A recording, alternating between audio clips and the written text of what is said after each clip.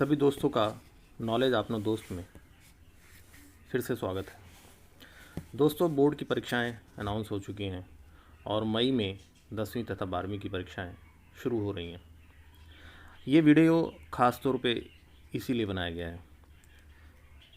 इस वीडियो में हमने उन सभी छात्रों की परेशानियों को ध्यान में रखा है जिन्होंने पूरे साल कोई पढ़ाई नहीं की है और वो परीक्षा में बहुत अच्छे नंबरों से पास होना चाहते हैं तथा और ज़्यादा मेहनत भी नहीं करना चाहते। तो आज के इस वीडियो की शुरुआत हम यहीं से करते हैं। अब इस वीडियो को बनाने की ज़रूरत क्यों पड़ी जबकि YouTube पे बहुत सारे वीडियो उपलब्ध हैं? इसका मुख्य कारण यह है कि पूरे साल हम लोगों ने ऑनलाइन परीक्षा दी है। ऑनलाइन परीक्षा घर से देने के कारण हम लोगों को चीटिंग का बहुत सारा स्कोप था और हम लोगों पे कोई वॉच भी नहीं कर रहा था। इस कारण हम लोग चीटिंग भी करके पास हो रहे थे। लिखने की आदत बिल्कुल ही छूट गई है।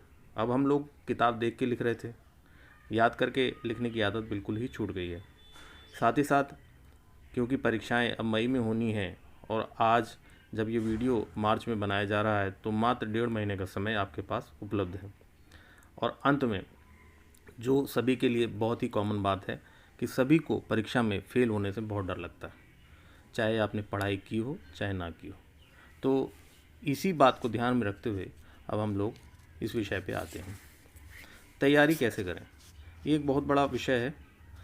चाहे तो आप पूरे साल हर दिन 8 घंटे 10 घंटे की तैयारी करें, तब भी आपकी तैयारी पूरी नहीं रहेगी। अब क्योंकि आज हमारे पास मात्र 1.5 महीने का समय है, तो आप सभी से ये सबसे पहला काम करना है कि सारे विषयों का सिलेबस देखना है। चाहे तो CBSE की वेबसाइट से जाके आप लोग सिलेबस को डाउनलोड कर सकते हैं और या फिर सैम्पल पेपर लेके आप उसमें सभी का सिलेबस देख सकते हैं, क्योंकि रिवाइज्ड सिलेबस 30% कम आ रहा है।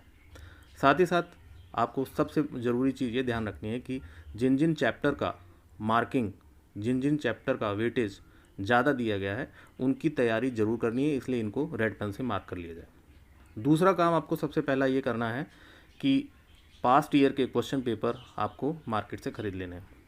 अगर ये चैप्टर वाइज क्वेश्चन पेपर मिल जाते हैं तो बहुत ही अच्छा है, अगर नहीं मिलते तो भी चलेगा। आपको अगर चैप्टर वाइज क्वेश्चन पेपर नहीं मिलते तो सबसे पहला आपको ये काम करना है कि हर चैप्टर से आए हुए क्वेश्चंस को उस चैप्टर के अंडर में किया जाए। अगर कोई क्वेश्चन आपका चैप्टर 1 में आया हुआ है और आपके पास उसको इकट्ठा कर लेना है, उसको एक जगह अपने हाथ से लिख के रख लेना है। और उसी तरह से अगर कोई दूसरा क्वेश्चन अगर आपको अगले साल वाले पेपर में आता है उसी चैप्टर से, तो उसको उसके अंडर में लिख लेना है। फिर इस तरह से करते हुए आपका एक क्वेश्चन बैंक उस चैप्टर का बन जाएगा। अंत में आपको ये करना है कि इन सभी क्वेश्चंस का आंसर अपनी गाइड, रेफरेंस बुक, NCERT या अपनी क्लास के नोट्स से अपने हाथ से लिखना है। आपको सैम्पल पेपर का आंसर नहीं लिखना है। उसका कारण, मुख्य कारण ये है कि जो सैम्पल पेपर के आंसर्स दिए जाते हैं वो आपकी रेफरेंस गाइड से कई बार मैच नहीं करते, उसमें आंसर गलत भी होते हैं, क्योंकि वैल्यूज़ भी ठीक नहीं होती। तो इसलिए आपको उन सभी चैप्टर्स के जो क्वेश्चन आए हुए हैं, जो पिछले पास्ट 10 ईयर्स के अंदर आए हुए हैं, उन सभी का आंसर्स अपने हाथ से लिखना है और उसको अपनी रेफरेंस बुक में कॉपी करना है। और उसके बाद उन सभी के छोटे छोटे नोट्स बना लेने हैं। इन क्वेश्चंस को आप 3 तरह से लिख सकते हैं। पहले very short answer question. Very short answer question वो वाले क्वेश्चन होते हैं जिसके अंदर आप आंसर एक शब्द में या एक लाइन से ज़्यादा नहीं लिखते। जो शॉर्ट आंसर क्वेश्चन होते हैं उसमें मुख्यतः आपको 2 या 3 आप पैराग्राफ लिखते हैं, यानी आधे पन्ने से 1 पन्ने का आंसर होता है। और लॉन्ग आंसर क्वेश्चन आपके 2 से 2.5 पन्ने तक के आंसर होते हैं। इसके अंदर आपके कई पैराग्राफ हो सकते हैं, आपके डायग्राम्स हो सकते हैं और आपके चार्ट्स हो सकते हैं, और इसके अलावा आप एक्सप्लेनेशन उसके अंदर देते हैं, कंक्लूजन देते हैं। तो इसलिए आपको इनको 3 भागों में डिवाइड कर लेना है। इसके बाद इनको याद करना है।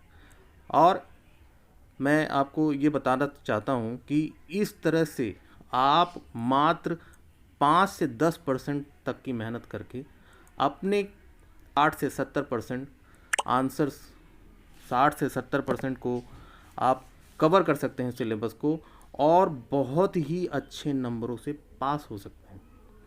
साथ ही साथ मैं आपको ये बताना चाहता हूँ कि ये पूरी गारंटी नहीं है। हम इस सीरीज़ पे और भी काम कर रहे हैं और जल्दी ही इस पे आपका नेक्स्ट वीडियो मैं कल डाल दूँगा, जिसके अंदर आपको ये बताया जाएगा कि इन उत्तरों को याद कैसे करना है, ताकि आपकी मेमोरी में ये एकदम सीमेंट की तरह बैठ जाएं और आप परीक्षा के अंदर बहुत ही अच्छे नंबरों से पास हो जाएं।